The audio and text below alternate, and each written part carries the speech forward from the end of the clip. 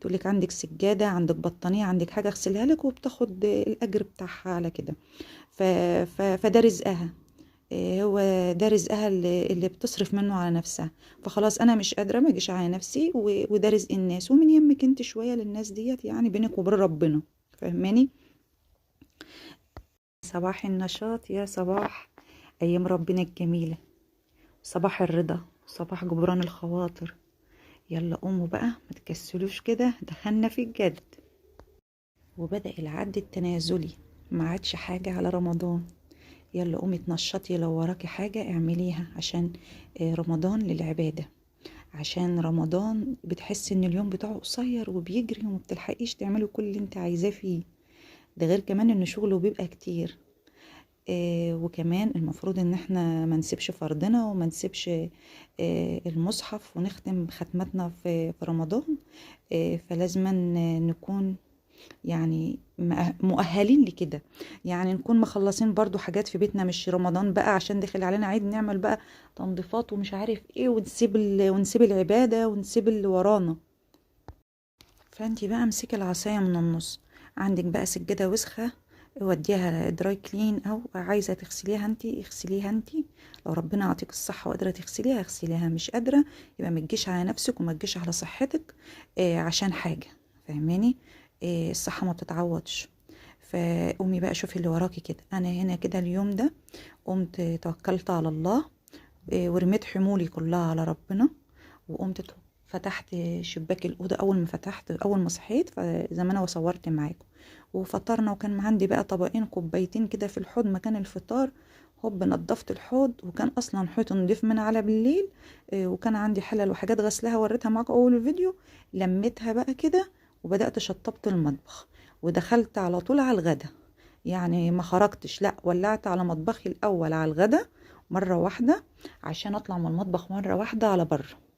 فاهميني؟ زي ما انتوا شايفين.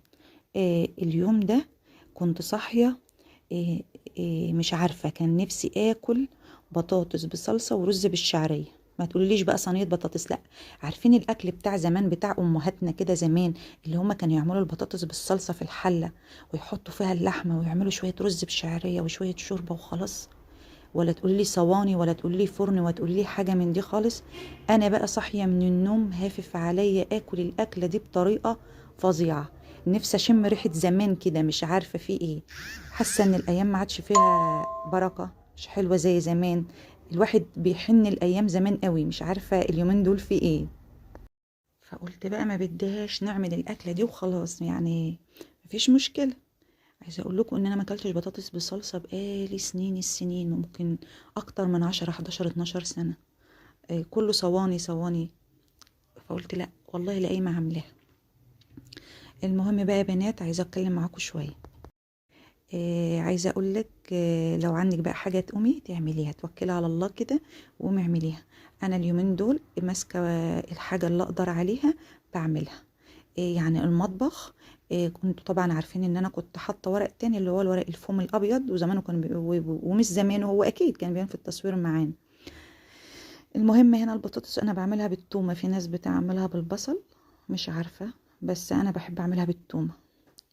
وجبت بقى، جيت اشتلت كل الورق اللي على الحيطه، والمطبخ كله اتغسل واتنضف، والتربو والحيطان وكل الحاجات دي اخدتها كده في يوم.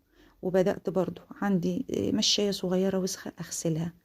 سجادة متوسخة هتروح تتغسل في المغسلة. ما اقدرش اغسل السجاد الكبير في الوقت الحالي.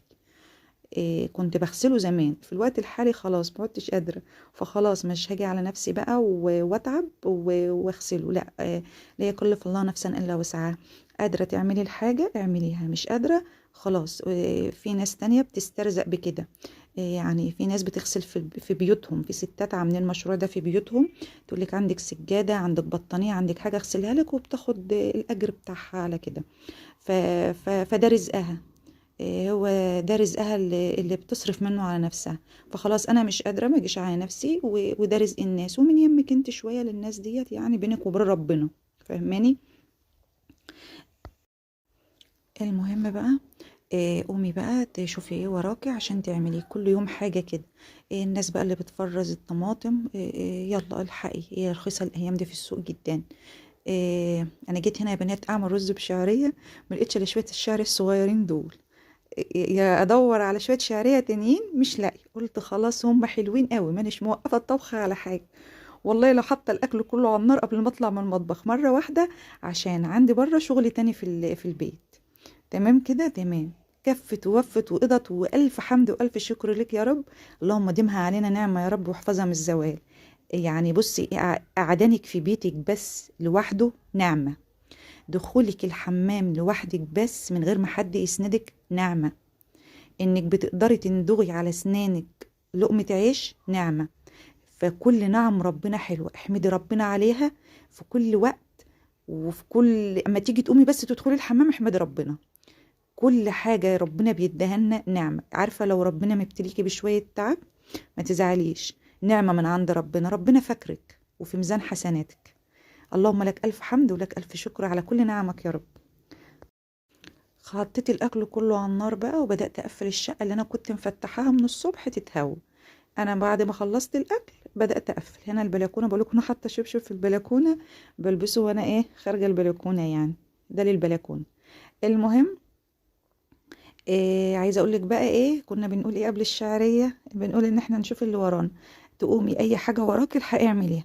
تغسلي سجاده النهارده، تفضي رف في الفريزر مثلا تستفيه، تفضي ضلفه مطبخ ترتبيها.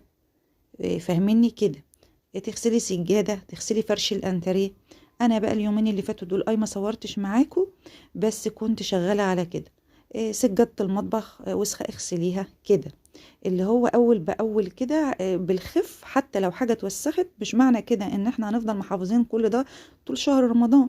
بس مش هيبقى كل ده وسخ، ومش كل ده على دماغنا واحنا صايمين واحنا في شهر رمضان. فهنضطر نقوم نغسل وننظف ونقلب البيت كده. لا، انت عايزه بقى تنظفي تحت السرير، يلا اعملي.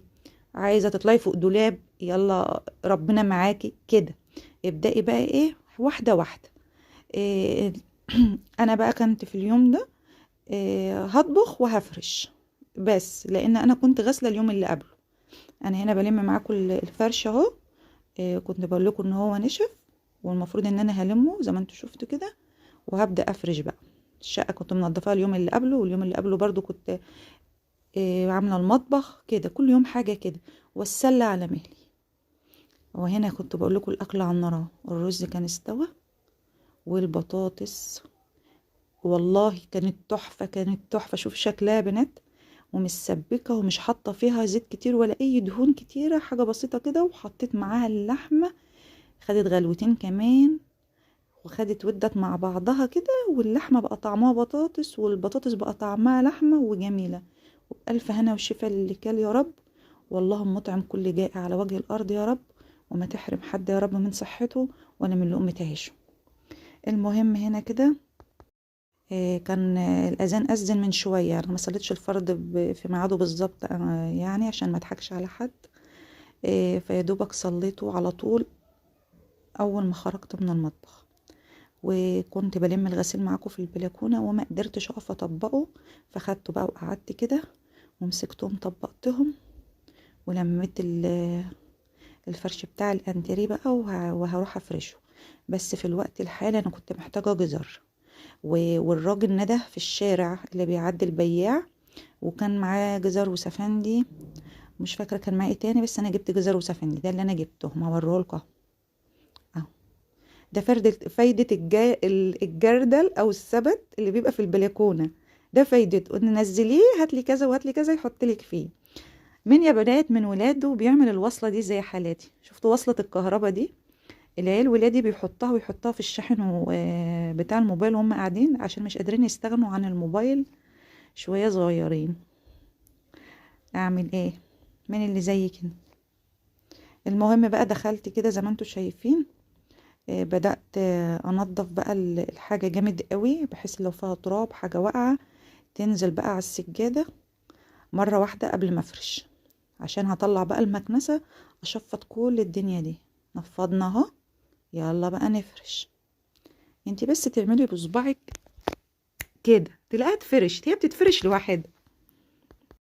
طبعا ما فيش حاجه بتتفرش لوحدها ولا حاجه، انا بهزر معاكم. انتي بقى اعملي بصبعك زي ما انا قلت لك اهي اتفرشت. اهي شوف التانية اهي كده.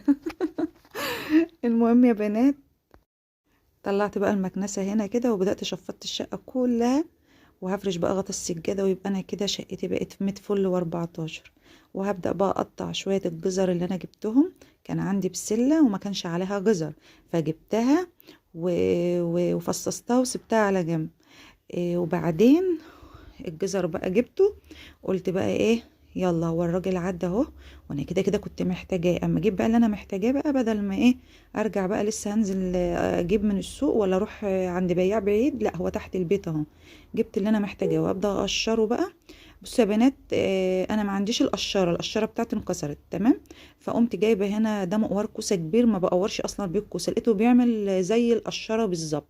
فعملت بيه الجزر. قشري بقى الجزر بالطريقه اللي تعجبك، قطعيه بالطريقه اللي تعجبك. هنا جيت كده كنت جايه اعمل الجزر، فكان الحاج صاحب البيت جه، ربنا يديله الصحه وما يحرمنا من دخلته علينا يا رب. وكنا هنتغدى. انا وهو اللي اتغدينا مع بعض، بس ولادي اتغدوا مع بعض، كان عندهم دروس، اللي اتغدى قبل واللي اتغدى بعد كده يعني، بس انا وهو اتغدينا مع بعض. فطبعا ركنت الجزر وغرفت واكلت. واللهم ديما علينا نعمة يا رب، واحفظها من الزوال. واعطي كل محتاج يا رب. وقطعت الجزر وزي ما انتم شايفينه ده، وده كان يومي البسيط. اللهم ديمها علينا نعمة، وديم علينا الصحة، وديم علينا الستر. إلى اللقاء في فيديو جديد إن شاء الله. دمتم بخير دايما.